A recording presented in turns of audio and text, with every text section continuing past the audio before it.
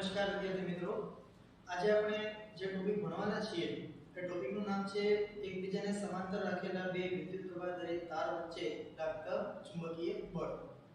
સૌપ્રથમ તો ખાસ તમને એક વાત એ કહેવી છે કે અહીંયા આગળ આ પ્રશ્નને લગતું જે કંઈ હું બોર્ડવર્ક કરીશ એ તમે પ્રશ્નના જવાબ સ્વરૂપે જ્યારે પરીક્ષામાં પૂછાય ત્યારે લખી શકો છો। પણ ખાસ એક વાત એ કહેવાની છે કે અહીંયા જે મેં આકૃતિ દોરી છે તમે જોઈ શકો બે તાર રાખેલા છે, એકબીજા વચ્ચેનું અંતર ને બધી વસ્તુઓ બતાવેલી છે। તો એવું જરૂરી નથી કે જ્યારે તમને પ્રશ્ન પૂછાય તો આ જ વસ્તુ અથવા તો સોરી આ જ આકૃતિ છે એ દોરવી, બરાબર? તમે કારણ કે ખાસ વસ્તુ એ કેવી છે કે આપણે સમાંતર રાખેલા તાર આવો શબ્દ જ્યારે આપણે સાંભળીએ એટલે આપણા મનમાં એક આ પ્રકારની આકૃતિ થાય કે આ રીતે બે તાર હશે, બરાબર? અથવા તો આ રીતે હશે। અહીંયા આકૃતિ અંદર થોડા ક્રોસ રાખેલા છે, તો પાઠ્યપુસ્તકની આકૃતિ છે માટે મેં આ પ્રકારની આકૃતિ બનાવી છે। અધરવાઇઝ આ પ્રશ્ન જ્યારે આખો કમ્પ્લીટ થઈ જશે ત્યારે તમને ખ્યાલ આવી જશે કે તમે કોઈ પણ રીતે આકૃતિ છે બતાવી શકો, બરાબર છે? એ તમે આ ઊભા બે તાર રાખશો, આ રીતે આડા બે તાર રાખો સમક્ષિતિજ દિશામાં તો પણ એ વસ્તુ સાચી છે।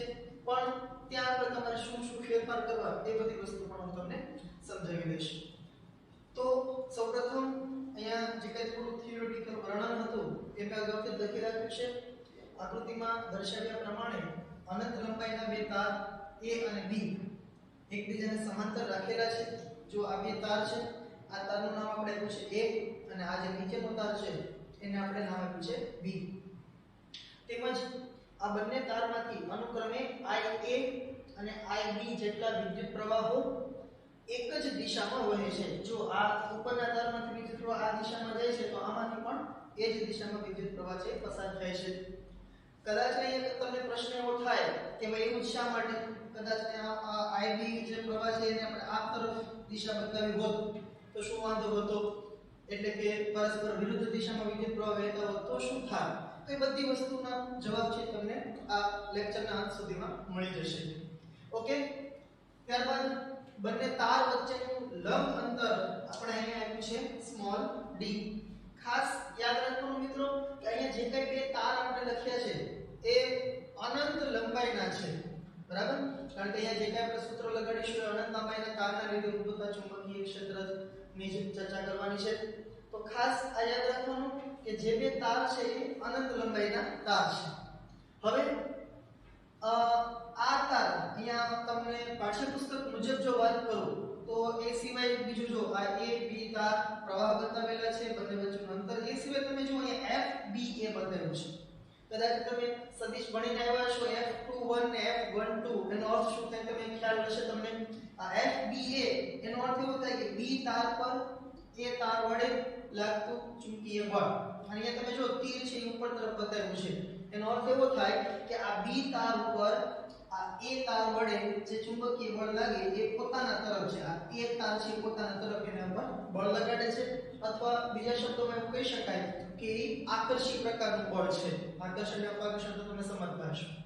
એ સિવાય અહીંયા એક બીજો સદિશ બતાવેલો છે ચુંબકીય ક્ષેત્ર B સફિક્સ છે એનો સ્મોલ a, એટલે કે આ A તારના લીધે આ બિંદુ આગળ ઉદ્ભવતું ચુંબકીય ક્ષેત્ર એ નીચે તરફ છે। જો કે આ બધી દિશાઓ કઈ રીતે મેળવી શકાય એ આપણે હમણાં તમને હું બતાવીશ। ઓકે, સૌપ્રથમ તો આકૃતિનું વર્ણન થઈ ગયું। હવે આપણે શું કરવું છે તો કે ભાઈ બે પ્રવાહધારી તાર છે એકબીજાને સમાંતર રાખેલા છે, એમના વચ્ચે લાગતા બળની ચર્ચા કરવી છે। તો શું કરીશું આપણે કે ભાઈ પાઠ્યપુસ્તક મુજબ અત્યારે આપણે પહેલા વાત કરીએ તો આ B તાર ઉપર આ A વડે લાગતું બળ છે મેળવવાનું છે। હવે આ વસ્તુ કઈ રીતે થાય એમ થોડું આપણે બેઝિક માહિતી મેળવીએ તો આપણે અગાઉ એવી ચર્ચા કરી રહ્યા છીએ। આમ જોવા જઈએ તો આ ચેપ્ટરની શરૂઆતમાં કે ઓસ્ટેડ એવું અવલોકન કર્યું કે જ્યારે કોઈ પણ તારમાંથી વિદ્યુત પ્રવાહ પસાર કરવામાં આવે, કોઈ વાહક તારમાંથી વિદ્યુત પ્રવાહ પસાર થતો હોય તો એના આસપાસના વિસ્તારમાં ચુંબકીય ક્ષેત્ર ઉદ્ભવે। એના આધારિત આપણે અમુક વસ્તુ છે પછી બાયોસાવર્ટનો નિયમની બધી વસ્તુ ભણ્યા। ત્યારબાદ તમને ખ્યાલ હોય તો વચ્ચે આપણે લોરેન્ટ્ઝ બળ નામનું એક સમીકરણ છે એ ભણ્યા હતા, અને એના આધારિત કોઈ વિદ્યુત પ્રવાહધારી તારને ચુંબકીય ક્ષેત્રમાં મૂકવામાં આવે તો એના ઉપર લાગતું બળ F = IN × B આવું એક સમીકરણ છે આપણે મેળવ્યું હતું। જો તમને કદાચ યાદ ન હોય તો જૂના લેક્ચર નંબર 7 કે 8 આસપાસ તમને આ ટોપિક છે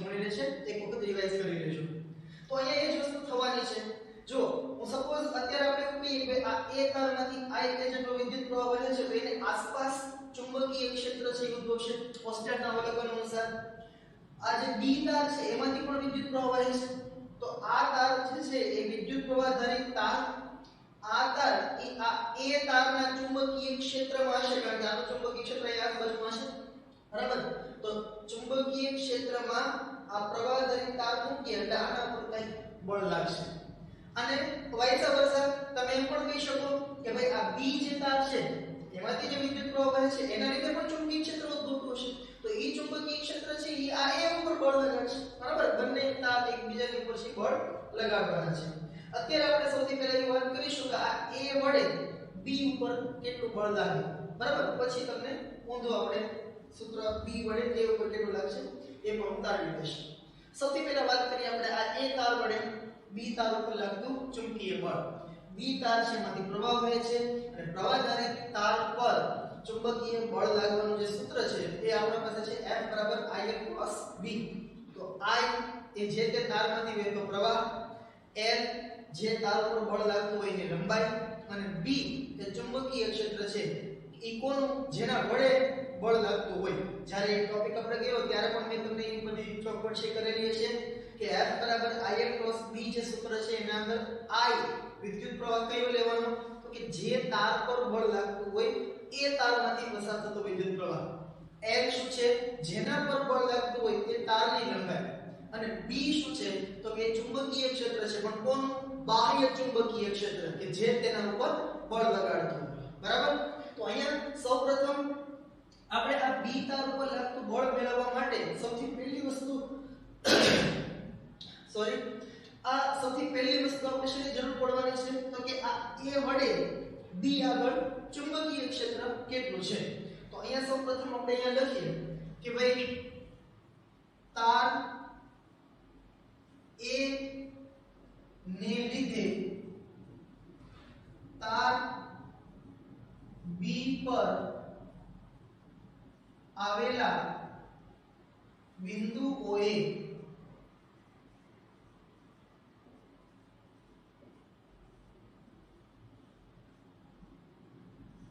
ઉદ્ભવતું ચુંબકીય ક્ષેત્ર. આ તાર A માંથી જે વિદ્યુત પ્રવાહ વહે છે એના લીધે આ તાર B ઉપરના જે કાંઈ બધા બિંદુઓ આવેલા હોય એની આવશું બને, બરાબર. તો ત્યાં આગળ આના લીધે કેટલું ચુંબકીય ક્ષેત્ર છે. તો આપણે સૌથી પહેલા જ કીધું છે કે આ બે તાર છે કેવા છે તો કે અનંત લંબાઈના છે. તો આ તાર A નું આપણે ચુંબકીય ક્ષેત્ર મેળવવું છે. તાર A થી B સુધીનું અંતર કેટલું છે તો કે D. તો આપણે અગાઉ સૂત્રની તારવણી કરી રહ્યા છીએ કે અનંત લંબાઈનો પ્રવાહ ધરી તાર એનાથી કોઈ a જેટલા લંબ અંતરે ચુંબકીય ક્ષેત્ર μ0I/2πy અથવા તો 2π a વડે આપી શકાય એ લંબ અંતર છે. તો અહીંયા આપણે લખીશું કે આ ચુંબકીય ક્ષેત્ર મૂળભૂત b કોનું છે, આ ચુંબકીય ક્ષેત્ર તાર a નું b પર આવેલા બિંદુઓએ. તો આ તાર a નું ચુંબકીય ક્ષેત્ર આપણે b a વડે બતાવીશું. ચુંબકીય ક્ષેત્ર એ સદિશ રાશિ છે, તો b a બરાબર અનંત લંબાઈના તારના લીધે ઉદ્ભવતું ચુંબકીય ક્ષેત્ર μ0I, પણ અહીંયા I a લખીશું એ તારમાંથી વહેતો પ્રવાહ upon 2π અને r કયો a કયો y જે કે તમે લખો. લંબ અંતર અહીંયા શું છે તો કે d, એટલે અહીંયા હું લખી નાખું 2π × d. આટલું ચુંબકીય ક્ષેત્ર છે ઉદ્ભવે છે.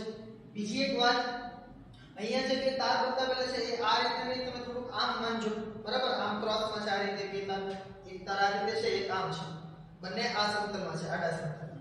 તો આ તારમાંથી જે વિદ્યુત પ્રવાહ વહે છે એ આ દિશામાં છે, આ તારમાંથી વહેતો પ્રવાહ પણ આ દિશામાં છે.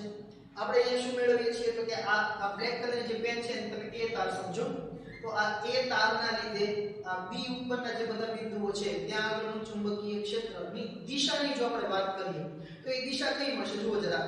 આપણે દિશા કઈ રીતે નક્કી કરીએ, પ્રવાહ જે દિશામાં વહેતો હોય એ દિશામાં આપણે આપણો જમણા હાથનો અંગૂઠો રાખીએ. તો આ એ તારમાંથી વહેતો પ્રવાહ આમ છે, અંગૂઠો આ રીતે રાખશું તો આગળ ચુંબકીય ક્ષેત્રની દિશા બતાવે. તો આ બી તાર જે છે આ ત્યાં આગળ આપણે આગળ તમે જુઓ તો નીચે તરફ જાય છે એવું કહી શકાય, બરાબર. એટલે અહીંયા હું પહેલા એવી લખીશ કે આની જે દિશા છે એ દર્શાવવા માટે આપણે એનું એકમ સદિશ લખી નાખીએ અહીંયા n a કેરેટ, બરાબર સમીકરણ 1 સમીકરણ સોરી n a કેર એ શું છે તો કે a b a નો એકમ સદિશ છે બરાબર મેથેમેટિકલી આપણે આવી રીતે લખીએ પણ હમણાં આપણે જોયું એમ કે આ ચુંબકીય ક્ષેત્રની દિશા ક્યાં હશે ba એ અધો દિશામાં છે બરાબર આ બંને આ રીતના તાર છે એમ માનજો તમે અથવા આ રીતે માનો તો પણ કોઈ પ્રોબ્લેમ નથી જો આ રીતે કરશો તો અંદર તરફ જ જાય છે ખ્યાલ આવે છે તો તમારે એવું લખવું પડે કે આ બે તાર જે છે એ આ પુસ્તકના સમતલમાં હોય પુસ્તક મતલબ તમે જે લખતા હો એ પેજના સમતલમાં બે તાર આવેલા હોય તો આ બી બિંદુ આગળ તાર એ ના લીધે ઉદ્ભવતું ચુંબકીય ક્ષેત્ર પુસ્તકના પાનાને લંબ રૂપે અંદર તરફ જતી દિશામાં છે તમે આમ કહી શકો પણ જો તમે આ બંને તારને આ રીતે ઇમેજિન કરતા હો એટલે કે સમક્ષિતિજ સમતલમાં જો બંને તાર સમક્ષિતિજ સમતલમાં હોય તો તાર a ના લીધે b આગળ ઉદ્ભવતું ક્ષેત્ર એ અધો દિશામાં થશે અને અહીંયા મેં ખાસ એ માટે અધો દિશામાં લખ્યું છે કારણ કે આપણે પાઠ્યપુસ્તકમાં આ પ્રમાણે આપેલું છે બાકી તમે એમ પણ કહી શકો કે જો બંને તાર ખાસ યાદ રાખજો તમે તમારી રીતે કઈ રીતે લખી શકો કે જો બંને તાર આ પુસ્તકના સમતલમાં આવેલા હોય પુસ્તકના પાનાના સમતલમાં આવેલા હોય તો તાર a ના લીધે તાર b આગળ ઉદ્ભવતું ચુંબકીય ક્ષેત્ર એ પુસ્તકના પાનાને લંબ રૂપે અંદર તરફ જતી દિશામાં હશે આવું પણ તમે લખી શકો બરાબર અહીંયા આ જે મેં લખ્યું એના જગ્યાએ તમે એમ પણ લખી શકો તો પણ ત્યાં એવું થશે કે તો તમે પછી આકૃતિની અંદર ચુંબકીય ક્ષેત્રની દિશા બતાવી ન શકો અંદર તરફ તમે કઈ રીતે દિશા બતાવો બરાબર એટલે અહીંયા મેં જે દિશા નીચે બતાવી છે માટે આપણે આ રીતે અહીંયા લખ્યું છે ઓકે સારું હવે ફરી વખત આપણે આ બી તાર ઉપર લાગતું ચુંબકીય બળ મેળવવું છે અને એના માટેનું સૂત્ર છે F = IL × B B આપણને મળી ગયું બાહ્ય ચુંબકીય ક્ષેત્ર B ઉપર A ના લીધે તો એનું ચુંબકીય ક્ષેત્ર આના માટે બાહ્ય ક્ષેત્ર થશે હવે આના ઉપર લાગતું બળ આપણે મેળવવાનું છે તો અહીંયા આપણે લખીએ કે તાર B પર તાર A ને લીધે લાગતું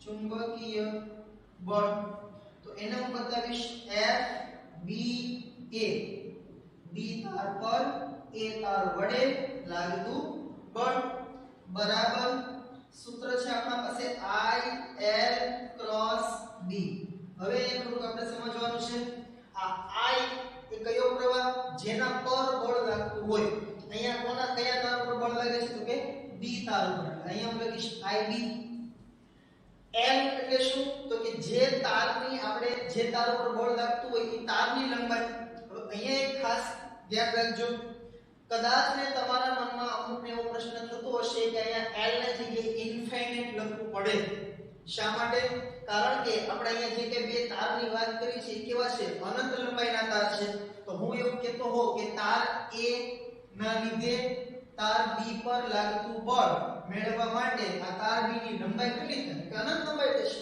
બરાબર અને એમ કરવા જતો તો બળ અનંત થઈ જશે એટલે હવે આપણે અહીંયા થોડું સુધારો એવો કરીશું કે તાર B તમે જો આકૃતિની અંદર પણ મેં અહીંયા કેપિટલ L વડે કે થોડીક લંબાઈ બતાવી છે બરાબર તો હવે આપણે એવું લખીશું કે તાર B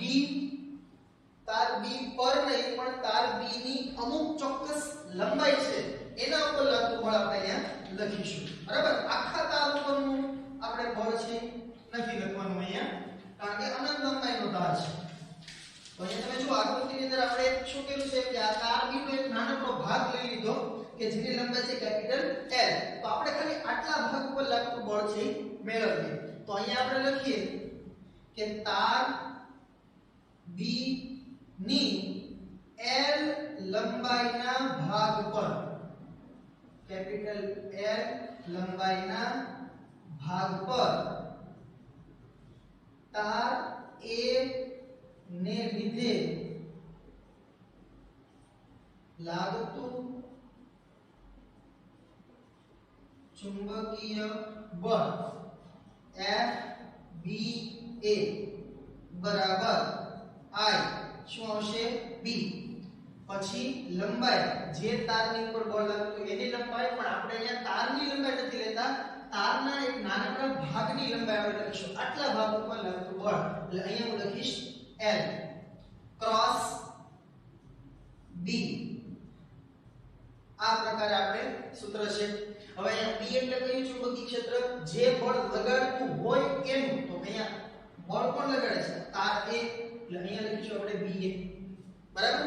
ઓકે, ચાલો. હવે આ IL એ વિદ્યુત પ્રવાહ ખંડ કહેવાય. અહીંયા તમે જોવા જાવ કે વિદ્યુત પ્રવાહ ખંડની દિશા આમ છે, બરાબર, ક્રોસમાં છે આ રીતે, અને આને આપણે બતાવીશું કંઈક આ રીતે. બરાબર ને? તમે ઇમેજિનેશન વ્યવસ્થિત કરજો કે આ તાર B એમાંથી વિદ્યુત પ્રવાહ આમ પસાર થશે. અત્યારે હું એ રીતે બતાવું છું કે બંને તાર સમક્ષિતિજ સમતલમાં છે. પછી તમને એ પણ સોલ્વ કરી દઉં કે આમ તાર રાખીએ તો શું થાય. બરાબર? પહેલા તો આપણે એવું કહીએ કે બંને તાર છે સમક્ષિતિજ સમતલમાં હોય તો આ તાર A ના લીધે તાર B આગળના બિંદુઓ પર ઉદ્ભવતું ક્ષેત્ર એ નીચે તરફ છે, અધો દિશામાં છે. બરાબર? આ ચુંબકીય ક્ષેત્ર છે નીચે તરફ છે. હવે આ તાર B માંથી વહેતો પ્રવાહ છે એ આ રીતે ક્રોસમાં છે. તાર આપણે ક્રોસ રાખેલો છે એટલે. તો હવે તમે જુઓ કે મારે કઈ દિશા મેળવવી છે? આ બળ F ની દિશા મેળવવી છે. તો IL ની દિશા અને એનો ક્રોસ ગુણાકાર કોની સાથે કરવાનો? ચુંબકીય ક્ષેત્ર. તો આ તાર B માંથી વહેતો પ્રવાહ આમ છે એટલે IL આમ થશે. ચુંબકીય ક્ષેત્ર ત્યાં આગળ આ A નું ક્યાં છે? નીચે તરફ છે. એટલે તમે સમજો કે એક સદિશ આપણા પાસે આમ છે. બરાબર? એક સદિશ આમ છે આ IL, અને ચુંબકીય ક્ષેત્ર ક્યાં છે? નીચે તરફ. તો આ બેનો ક્રોસ ગુણાકાર કરતા આપણને કઈ દિશા મળે? જુઓ જરા. આ IL ની દિશા છે, આ ચુંબકીય ક્ષેત્રની દિશા છે. IL ક્રોસ B તમે જુઓ, પણ પેલો સદિશ હોય એની દિશામાં આગળ રાખી બીજા સદિશ તરફ વળવા જોઈએ. જુઓ જરા, IL થી B તરફ આગળ વાળીએ તો અંગૂઠો છે કઈ તરફ આવશે? અંદર તરફ. ખ્યાલ આવે છે વસ્તુ? બરાબર? અંગૂઠો છે અંદર તરફ જશે.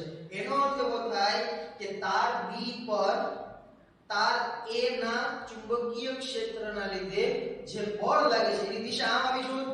આમ એટલે કઈ દિશા? તાર A તરફ. ખ્યાલ આવે છે વસ્તુ? બરાબર? તો અહીંયા પહેલા હું લખું છું બરાબર IB L અને BA ની કિંમત છે આપણા પાસે μ0 IA છેદમાં 2 pi d FBA. બરાબર? અને અહીંયા હું લખી નાખું છું n cap of BA. બરાબર? તો આ શું બતાવે છે? આ n cap છે કે કેનો એકમ સદિશ છે? તો કે આ બળનો n BA.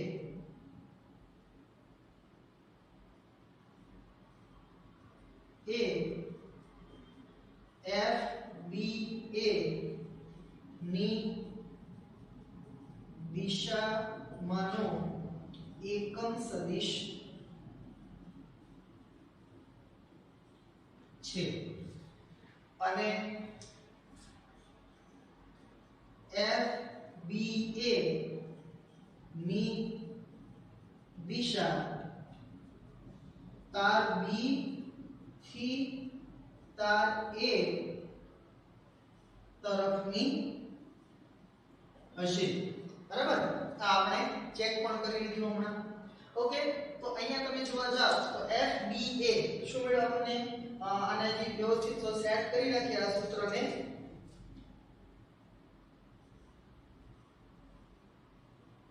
તો μ0 IA IB L upon 2 pi d. બરાબર? આ આપણને એ બળનું મૂલ્ય મળે અને સદિશ સ્વરૂપે બતાવો તો બાજુમાં એ બળની દિશામાંનો આપણે એકમ સદિશ છે લખવો જોઈએ. તો μ0 IA IB L upon 2 pi d. d એ બંને તાર વચ્ચેનું લંબ અંતર છે. આ L એ જે તાર પર બળ લાગતું હોય, જેટલા વિભાગ ઉપર બળ લાગતું હોય સામેના બીજા તારની, એ વિભાગની લંબાઈ છે. IA અને IB એ બંને તારમાંથી વહેતા વિદ્યુત પ્રવાહો છે. μ0 ને તો તમે બધા ઓળખતા જ હશો, અચળાંક છે. ઓકે, તો આ રીતે આપણને બી તાર પર એ વડે લાગતું ચુંબકીય બળ મળે.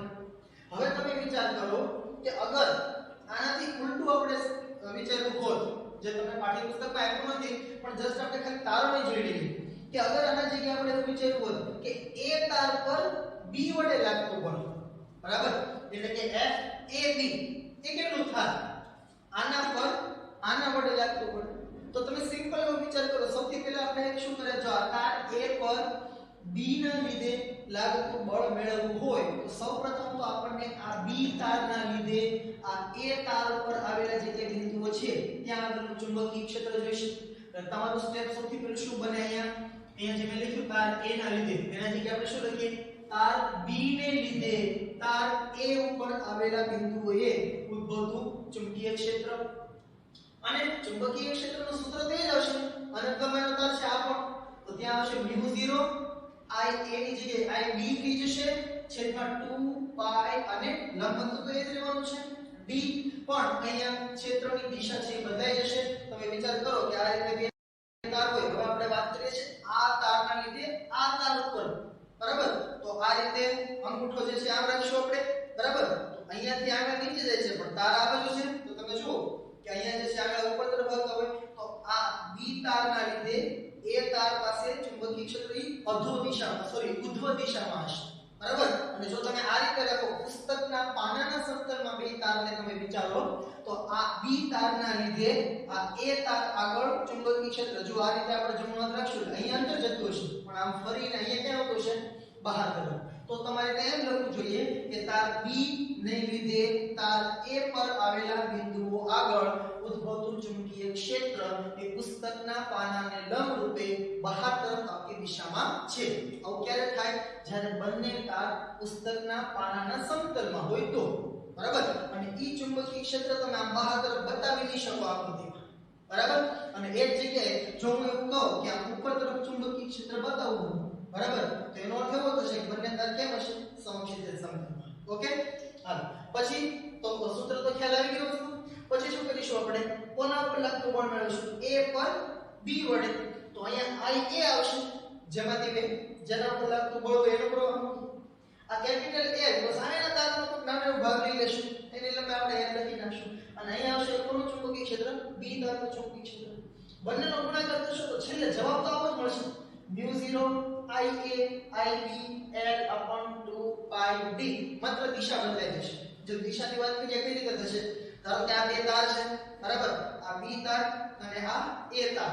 તો B તારના લીધે A તાર આગળ ઉદ્ભવતું ચુંબકીય ક્ષેત્ર, જમણો હાથ આપણે આમ રાખશું એટલે અહીંયા આગળ નીચે જાય અને આમ ફરીને આવશે એટલે અહીંયા આગળ ચુંબકીય ક્ષેત્ર ઉપર તરફ હશે. ઓકે, તો અહીંયા ચુંબકીય ક્ષેત્ર છે ઉપર તરફ છે અને IL તો આમ જ છે, આપણે IL + B કરવાનું હોય, બરાબર. આ IL છે અને B છે, તો IL ની દિશામાં આગળ રાખો, B તરફ વળે તો જો અંગૂઠો આમ આવ્યો, બરાબર. તો આ તાર ઉપર લાગતું આના વડે આ બાજુ જે B તાર હતું, તો તાર A પર તાર B વડે લાગતું બળ એ આમ મળે છે આપણને, એટલે કે B તરફ, બરાબર. તો આના ઉપરથી આપણે એવું કહી શકીએ કે આ તાર A પર લાગતું બળ છે B તરફ હોય, એનો અર્થ એવો થાય કે જો બે સમાંતર તાર, આ વાક્ય ખાસ યાદ રાખજો કે જો કોઈ બે સમાંતર તારમાંથી એક જ દિશામાં વિદ્યુત પ્રવાહ પસાર થતો હોય તો એમની વચ્ચે હંમેશા આકર્ષણ થાય, બરાબર. એ તમે જો કે આ B પર A વડે લાગતું બળ ઉપર તરફ હતું, આનાથી ઉલટું તમે મેળવો તો A પર B વડે લાગતું બળ છે આમ નીચે તરફ હશે, બરાબર. તો એનો અર્થ એવો થાય કે આ B છે એને ખેંચે, આ A છે B ને ખેંચે, બરાબર. તો બંને છે એકબીજાને આકર્ષણ કરશે. ઓકે, તો પાઠ્યપુસ્તક અનુસાર જોવા જાવ તો એના અંદર લખાણ છે તમે આટલું ઇનફ છે એના માટે, પણ મને જ્યાં સુધી મારો જે અનુભવ છે બધા વિદ્યાર્થીઓ સાથેનો, ત્યાં સુધી આમાં થોડુંક બધાને કન્ફ્યુઝન જેવું લાગતું હોય છે, બરાબર.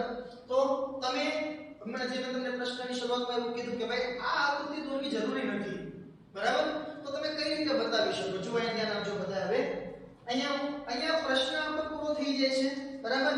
હા, એ સિવાય હજી તમે એક વાક્ય આમાં એવું એડ કરી શકો કે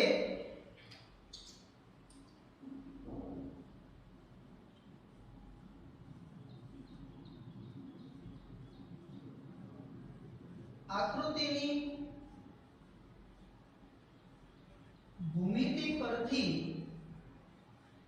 કહી શકાય કે તાર A પર તાર B વડે લાગતું બળ B તરફ હશે, બરાબર? આ B તાર આના પર બળ લગાડતો એ નીચે ખેંચશે, આ A તાર B પર બળ લગાડતો એને ઉપર ખેંચશે, એટલે કે F A B equals to minus of F B A, બરાબર? તો A પર B વડે લાગતું બળ જે દિશામાં હશે એના કરતા વિરુદ્ધ દિશામાં B પર A વડે લાગતું બળ હશે. બંને મેગ્નીટ્યુડ વાઇઝ જો તેની મૂલ્યની સરખામણી તમે કરો તો બંનેના મૂલ્ય એક સરખા હશે, માત્ર દિશાઓ બંનેની કેવી છે? વિરુદ્ધ દિશામાં છે. ઓકે, તો અહીંયા સુધીનું લખાણ તમારે લખવું જોઈએ. વધીને કદાચ હું માનું છું કે 2 કે 3 માર્કનો આ પ્રશ્ન છે પૂછાવો જોઈએ. ઓકે, હવે વાત કરીએ કે ભાઈ કદાચ તમને જો આ આકૃતિમાં સેટ ન થાય કે ભાઈ થોડુંક આપણને કન્ફ્યુઝન જેવું લાગે છે તો તમે બીજી એક આકૃતિ આ રીતે પણ બતાવી શકો. જો આપણે તો મેઈન કન્સેપ્ટ શું છે કે ભાઈ બે તાર એકબીજાને સમાંતર રાખેલા છે, તો તમે એક તો આ રીતે બતાવી શકો, બરાબર? ધારો કે આ તાર A, આ તાર B, આ તારમાંથી વહેતો પ્રવાહ IA, આ તારમાંથી વહેતો પ્રવાહ IB, અને આપણે એક કામ કરી નાખીએ કે આ દિશા છે અહીંયા બાજુમાં આપણે સંજ્ઞા પદ્ધતિ પણ દર્શાવી દઈએ કે આ દિશા છે ને કહીશું x, આ y, અને બહાર તરફ આવતી દિશાને આપણે કહીશું z, બરાબર? તો આ પ્રકાર આપણે સંજ્ઞા પદ્ધતિ છે કહીશું. તો હવે તમે શું કહી શકો છો? ધારો કે તમે ખાલી આ રીતે બે તાર બતાવી છે, આ બંને તાર વચ્ચેનું જે અંતર છે લંબ અંતર એ કહી દઈએ આપણે d, બરાબર? તો હવે આ આકૃતિ જો તમે બતાવો તો બાજુમાં એક આ ખાસ મારી વિનંતી તમને કે ભાઈ સંજ્ઞા પદ્ધતિ બતાવી દેવી એટલે ખ્યાલ આવે કે ભાઈ આ અત્યારે જો તમે જુઓ તો બંને તારમાંથી વહેતો પ્રવાહ કઈ દિશામાં જાવ કોઈ પૂછે તો આપણે કહી શકીએ કે ભાઈ x દિશામાં. બાજુમાં સંજ્ઞા પદ્ધતિ બતાવી દીધી છે. તો હવે તમે આનું શું લખાણ કરો કે ભાઈ આકૃતિમાં દર્શાવ્યા પ્રમાણે બે અનંત લંબાઈના વિદ્યુત પ્રવાહધારી તાર એકબીજાને સમાંતર અને x અક્ષ ને સમાંતર રાખેલા છે. જો x અક્ષ ને સમાંતર છે બંને તાર, બંનેમાંથી વહેતા વિદ્યુત પ્રવાહો અનુક્રમે IA અને IB છે. હવે અહીંયા આગળ તમે જો એવું કરવા જાઓ કે સૌપ્રથમ આપણે વાત કરીએ કે ભાઈ આ B તાર ઉપર A વડે લાગતું બળ, તો તમે શું લખશો કે ભાઈ તાર A ના લીધે તાર B પરના બિંદુઓ આગળ ઉદ્ભવતું ચુંબકીય ક્ષેત્ર, તો હું લખીશ BA બરાબર μ0 I/2π, લંબ અંતર છે d, અને અહીંયા હું લખીશ A તારનું ચુંબકીય ક્ષેત્ર એટલે IA. પણ હવે તમે જો અહીંયા મારે n કેમ નહીં લખવો પડે કારણ કે આપણી પાસે હવે દિશા છે કે બેમાંથી વહેતા પ્રવાહ એક x દિશામાં છે, બંને તાર છે x દિશાને x અક્ષને સમાંતર પડ્યા છે, બરાબર? પહેલામાં ક્રોસ હતા એટલે આપણે ચોક્કસ દિશા નહોતા કહેતા. હા, તો અહીંયા જો મને ચુંબકીય ક્ષેત્રની દિશા બતાવી હોય તાર A ના લીધે તાર B આગળ, તો જુઓ જરા આ A ની દિશામાં આપણે અંગૂઠો રાખીશું તો અહીંયા ચુંબકીય ક્ષેત્ર ક્યાં છે? અંદર તરફ. તો આપણે આ સંજ્ઞા પદ્ધતિ શું બતાવી છે? આ તરફની દિશા x, ઉપર તરફ y અને બહાર તરફ z. આ A તારના લીધે B આગળનું ક્ષેત્ર ક્યાં છે? અંદર તરફ. અંદર તરફ એટલે ઋણ z દિશા કહેવાય. તો અહીંયા બાજુમાં હવે હું -k કેપ લખું, લખી શકાય બરાબર? ઓલામાં આપણે n કેપ લખવું પડતું કારણ કે આપણને ખ્યાલ નહોતો કઈ દિશામાં વિદ્યુત પ્રવાહ છે. અહીંયા આપણે પહેલેથી જેવું કહી દઈએ x દિશામાં છે, તો આ A તારના લીધે B આગળનું ક્ષેત્ર આ રીતે બતાવી શકાય, બરાબર? આ તમને થોડું સરળ રહેશે, જોજો. પછી શું કરશું આપણે કે ભાઈ આ B તાર ઉપર લાગતું ચુંબકીય બળ, અને એમાં પણ આપણે ફરી વખત એક કામ કરીશું કે આ B તારની કોઈ નાનકડી લંબાઈને ધ્યાનમાં લઈએ, આપણે આખા તાર ઉપર લાગતું બળ નહીં. ધારો કે આ લંબાઈ છે L, તો ફરી વખત શું લખશો તમે કે ભાઈ તાર B ની કેપિટલ L લંબાઈના ભાગ પર તાર A ના લીધે લાગતું ચુંબકીય બળ, તો F B A, B પર A વડે લાગતું બળ. સૂત્ર લખીશું IL ક્રોસ B. અહીંયા I જેના પર બળ લાગતું હોય એટલે I B લખશું. અહીંયા આ L જે ભાગ પર બળ લાગતું હોય એ ભાગની લંબાઈ એટલે L B જેના લીધે બળ લાગતું હોય એનું ચુંબકીય ક્ષેત્ર એટલે કે BA. હવે તમે જુઓ અહીંયા હું આ IB * L વિદ્યુત પ્રવાહ ખંડની દિશા એ પ્રવાહની દિશામાં લેતા હોઈએ આપણે IB * L જુઓ પ્રવાહની દિશામાં છે x દિશામાં, તો અહીંયા હું એક આ રીતે લખી શકું IB L આ BA એનું ચુંબકીય ક્ષેત્રનું સૂત્ર છે μ0 Ia/2 pi d. હવે ક્રોસ ગુણાકાર કોની વચ્ચે છે તો કે આ પ્રવાહ ખંડ અને ક્ષેત્ર વચ્ચે. તો પ્રવાહ ખંડ છે કઈ દિશામાં છે તો કે I કેરેટ x દિશામાં છે અને ક્રોસ ચુંબકીય ક્ષેત્ર કઈ દિશામાં છે માઈનસ k કેરેટ. તો સૂત્ર મળશે μ0 Ia/Ib L/2 pi d. હવે I ક્રોસ k આપણે I ક્રોસ j હોય તો k કેમ આવે j cross k I k cross I તો j આપણે લેવું પેલા I ક્રોસ k વિચારો તો I ક્રોસ k શું થાય ઊંધું થશે વિષમ ઘડી એટલે માઈનસ j આવશે અને અહીંયા એક માઈનસ છે એટલે minus minus plus j caret. તો અહીંયા તમે જુઓ કે આ FBA મેળવવા પડે તાર B પર તાર A વડે લાગતું બળ સૂત્ર એ છે μ0 Ia/Ib L/2 pi d. d લંબ અંતર છે આ A જે તાર ઉપર બળ લાગતું હોય એના જે ભાગ પર બળ લાગતું એની લંબાઈ છે Ia/Ib પ્રવાહ છે પણ દિશા કઈ આવી જો plus j caret. Plus j caret એટલે તમે સમજો કે અહીંયા આપણે ઉપર તરફ y અક્ષ બતાવી છે તો તાર A વડે તાર B પર લાગતું બળ પ્લસ j કેરેટ એટલે ઉપર તરફ બતાવીશું જો તો આ થશે FBA. હા આ આકૃતિમાં તમે ચુંબકીય ક્ષેત્ર બતાવી નહીં શકો કારણ કે અંદર તરફ છે તો આપણે બતાવીએ બરાબર છે. તો એ ચુંબકીય આ બળ જે છે ચુંબકીય બળ એ B પર A વડે ક્યાં મેળવ્યું ઉપર તરફ બરાબર. એ જ રીતે તમે હજુ વેરીફાઈ કરી શકો કે આનાથી ઉલટું બરાબર. તમે હવે છેલ્લી રીતે લખી રાખવાનું કે આ જ રીતે તાર A પર B વડે લાગતું બળ ક્યાં હશે અધો દિશામાં હશે અથવા તમે એમ લખો કે ઋણ y દિશામાં હશે અને એ અહીંયા આપણે આકૃતિમાં નીચે તરફ બતાવીશું. અને તમે જો બંનેમાં એક સમાન વિદ્યુત પ્રવાહ એક સમાન દિશામાં વિદ્યુત પ્રવાહ છે માટે બંને વચ્ચે શું થશે આકર્ષણ થાય અને જો વિરુદ્ધ દિશામાં પ્રવાહ હોય તો બંને વચ્ચે અપાકર્ષણ થાય. ક્લિયર વસ્તુ હતી. બળનું સૂત્ર આ છે જે કાંઈ અત્યારે આપણે ચર્ચા કરીએ છીએ એ દિશાની વાત કરીએ છીએ બરાબર. બાકી બળ તો આ જ છે μ0 Ia/Ib L/2 pi d. Okay તો એક આ રીત થઈ ગઈ. હજુ કદાચ તમે હજુ હવે વિચારી શકો કે ભાઈ તાર આપણે આમ ન બતાવો આમ બતાવો હોય તો એમાં પણ કઈ વાંધો નથી પણ મેઈન વસ્તુ શું છે ધારો કે હું તાર આ રીતે બતાવું બરાબર. આ તાર છે A આ B આમાંથી વહેતો પ્રવાહ Ia આમાંથી વહેતો પ્રવાહ Ib બરાબર. અને બાજુમાં આપણે અહીંયા સંખ્યા પદ્ધતિ બતાવી દઈએ કે આ દિશાને x કહીશું અહીંયા y અને બહાર તરફ આવતી દિશાને z કહીશું. ફરી વખત તમે બધી વસ્તુ મેળવો કે B ઉપર લાગતું બળ A વડે તો એના માટે પેલા A નું ચુંબકીય ક્ષેત્ર જશે. સૂત્ર શું આવશે આનંદ લંબાઈના તાર છે તો આ બે વચ્ચેનું અંતર આપણે d કહી દઈએ. તો તાર A થી D જેટલા લંબ અંતરે આવેલા બિંદુ એટલે આ તાર B છો ત્યાં આગળનું ચુંબકીય ક્ષેત્ર BA સૂત્ર એનું એ જ આવવાનું છે μ0 Ia/2 pi d. પણ દિશા તમે કઈ લખશો જુઓ જરા તાર એમાંથી વહેતો પ્રવાહ ઉપર તરફ છે તો B તરફ અંદર જશે તો અંદર તરફની દિશા આપણે શું લખશો માઈનસ k. રેડી બરાબર. પછી B ઉપર લાગતું બળ લખવું હોય તો force on B due to A તો IB into એનો ધારો કે કોઈ લંબાઈ લીધી આપણે L ક્રોસ B એ સૂત્ર બધી કિંમતો મૂકશો એટલે μ0 Ia/Ib L/2 pi d આવું સૂત્ર આવશે. પણ દિશાની વાત કરીએ આપણે કે હવે તમે જો BL ની દિશા IB into L આ B નો પ્રવાહ ઉપર તરફ જાય છે એટલે અહીંયા હું લખીશ J કેરેટ ક્રોસ ચુંબકીય ક્ષેત્ર ક્યાં છે માઈનસ k કેરેટ. જો તો J ક્રોસ k શું થાય I તો J ક્રોસ k I અને એક માઈનસ છે એટલે અહીંયા જે કઈ સૂત્ર છે તે જ જવાનું પણ અહીં શું હશે માઈનસ I કેરેટ.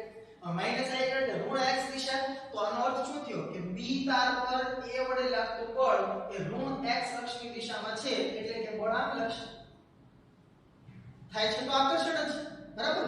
વસ્તુ બધી એ જ છે ચાહે તમે પાઠ્યપુસ્તકની આકૃતિ આકૃતિ દોરો, બરાબર. શરૂઆતમાં મેં જે લખાણ કર્યું છે પાઠ્યપુસ્તક આધારિત કર્યું છે, પણ એવું જરૂરી નથી તમે આ રીતે આકૃતિ દોરી. તમે મેઈન કન્સેપ્ટ શું સમજેલો હોય, તમને પ્રશ્ન આમ કહેવાય ને કે તમે તમારા રીતે લખી શકતા હો, આપણે ગોખણપટ્ટી નથી કરવાની.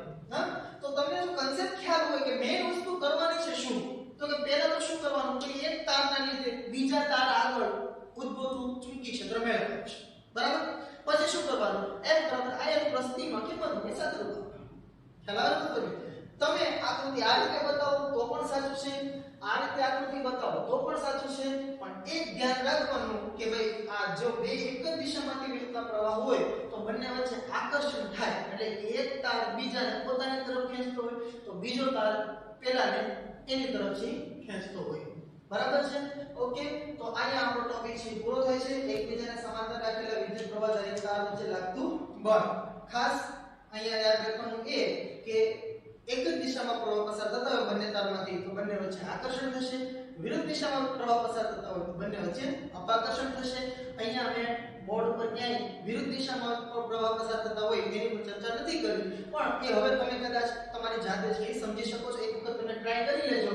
આ રીતે તાર છે, આમાંથી પ્રવાહ વિરુદ્ધ દિશામાં વહેડાવી દેજો અને પછી આ બળની દિશા મેળવજો, તમને નીચે જ મળશે, બરાબર. તો ખ્યાલ આવે કે બંને વચ્ચે અપાકર્ષણ થાય છે.